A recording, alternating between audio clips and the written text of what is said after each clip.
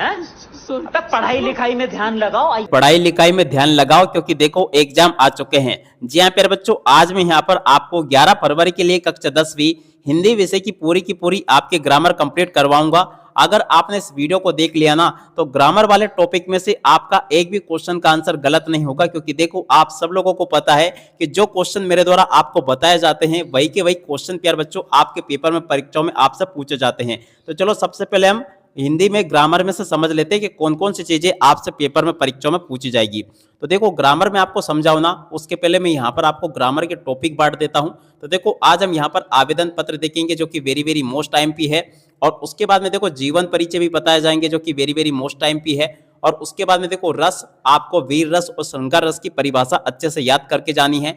और उसके बाद में देखो यहाँ पर मैं आज आपको छंद बताऊंगा जो कि दोहा और चौपाई छंद है। अगर आपने दोनों छंद को अच्छे प्रकार से याद कर लिया ना तो इसमें से आपका एक भी क्वेश्चन का आंसर आपका मिस नहीं होगा।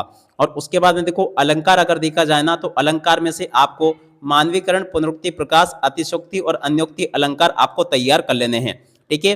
और निबंध में आपको पहले ही आपको 4 अंक वाले टॉपिक में बता चुका हूं, मगर फिर भी मैं यहां पर आपको बता दूं कि निबंध आपको विज्ञान के चमत्कार और पर्यावरण प्रदूषण और इसके अलावा आपको कंप्यूटर का महत्व विषय पर आपको निबंध तैयार करने को मेरे द्वारा कहा गया था, ठीक है। और उसके बाद में देखो यहाँ से आपको इस वाले आवेदन पत्र को याद कर लेना है। स्थानांतरण प्रमाण पत्र प्राप्त करने हेतु आवेदन पत्र, ये बिल्कुल आपके पेपर में परीक्षाओं में आपसे पूछा जाता है, तो आप लोग यहाँ से इस आवेदन पत्र को अच्छे से देख लें और इसको अच्छे से याद भी कर लेना, ठीक है ना। ये आवेदन पत्र प्यारे बच्चों मेरे द्वारा आपको बता दिया गया, देखो किधर चला गया ये। तो देखो यहाँ से आप लोग इस आवेदन पत्र को अच्छे से याद करके जाना, जो कि मैं आपको ऑलरेडी यहाँ पर आपको बता चुका हूँ। देखो किधर गया ये रहा, ठीक है। तो इस आवेदन पत्र को पूरा का पूरा आप लोग अच्छे से याद करके जाना। और उसके बाद में देखो यहाँ से आप लोग ध्वनि विस्तारक यंत्रों के ऊपर आवेदन पत्र भी तैयार कर लेना। पहले मेरे द्वारा जो आपको आवेदन पत्र बताया गया था वो थोड़ा सा बड़ा था, मगर देखो अब एकदम सरल भाषा में मेरे द्वारा यहाँ पर आप सबके लिए आपका ये आवेदन पत्र उपलब्ध करवा दिया गया है। एकदम सरल है, आप लोग कोई भी बच्चा इसको आसानी से याद कर सकता है, ठीक है। तो अगर आप भी टॉप करना चाहते हो ना अपनी परीक्षाओं में तो इसको याद करके जरूर जाना, जैसा कि मैंने आपको बताया। और उसके बाद में देखो अवकाश प्राप्त करने हेतु आवेदन पत्र, इसको भी आप लोग याद करके जाना। और उसके बाद में चलो अपन आगे बढ़ते हैं। तो देखो जीवन परिचय में आप लोग यहाँ से इनका कर लें सूरदास का जीवन परिचय, जो कि यहाँ पर मेरे द्वारा आपको बता दिया गया है। पूरा का पूरा प्यारे बच्चों आपका सूरदास का जीवन परिचय रहा, और उसी के नीचे प्यारे बच्चों ये आपको तुलसीदास का जीवन परिचय देखने को मिल रहा है। इसको भी आप लोग देख लें और पूरा का पूरा समझ लें। और उसके बाद में देखो ये आपका मन्नू भंडारी का जीवन परिचय रहा, इसको भी आप लोग अच्छे से देख लें और पूरा का पूरा समझ लें।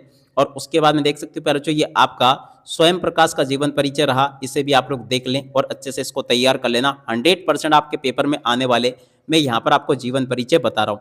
आप इसके बाद में देखो अब अगला आपका टॉपिक होगा रस के ऊपर। तो रस आपके पेपर में परीक्षा में कौन कौन से पूछे जाएंगे, चलो मैं आपको एक एक करके बताता हूँ। तो देखो रस वाले क्वेश्चन में से आपको एक तो ये वाला याद कर लेना है। श्रृंगार रस की परिभाषा 100% आपके पेपर में छप चुकी है, मैंने पेपर को देख लिया, पूरा का पूरा आप लोग इसको अच्छे से याद करके जाना, ठीक है। और उसके बाद में देखो यहाँ से आप लोग वीर रस की परिभाषा को याद करके जाना। यहाँ पर मेरे द्वारा आपको वीर रस की परिभाषा बता दी गई है, यह आपके पेपर में परीक्षाओं में जरूर पूछी जाएगी, ठीक है। तो यहाँ से आप लोग इसको भी याद करके जाना, ये आपके पेपर में परीक्षाओं में जरूर पूछी जाएगी, तो आप लोग यहाँ से इसको अच्छे से याद कर लेना। और उसके बाद में देखो यहाँ से आप लोग दोहा चंद की परिभाषा को देख कर जाना, ये भी आपके पेपर में परीक्षाओं में आपसे पूछा जाएगा। दोहा चंद की परिभाषा प्यारे बच्चों 100% आपके पेपर में आएंगी। और अब देखो रस वाला टॉपिक आपका पूरा हो चुका है। अब हम कौन सा टॉपिक समझ रहे हैं, छंद वाला।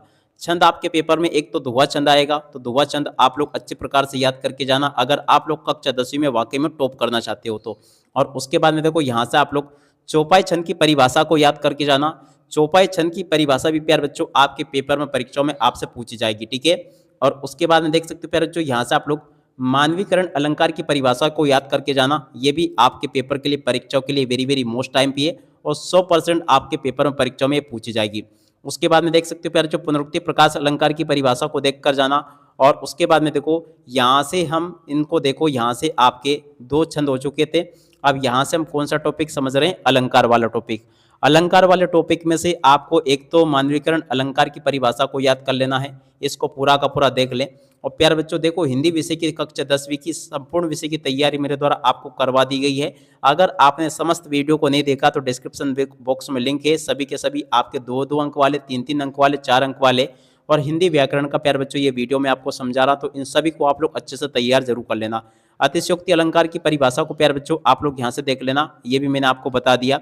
अतिशयोक्ति अलंकार की परिभाषा 100% आपके पेपर में पूछी जाएगी। अन्योक्ति अलंकार की परिभाषा को प्यारे बच्चों यहाँ से देख कर लिख दो, ये मैंने बता दिया आपको। और उसके बाद में देखो यहाँ से आपको जो जो क्वेश्चंस मेरे द्वारा आपको बताए गए ना, इनको आप लोग अच्छे से तैयार करके जाना। अब इसी के साथ में प्यारे बच्चों इस वीडियो को यहीं पर पूरा करते हैं। नमस्कार, जय हिंद, जय भारत।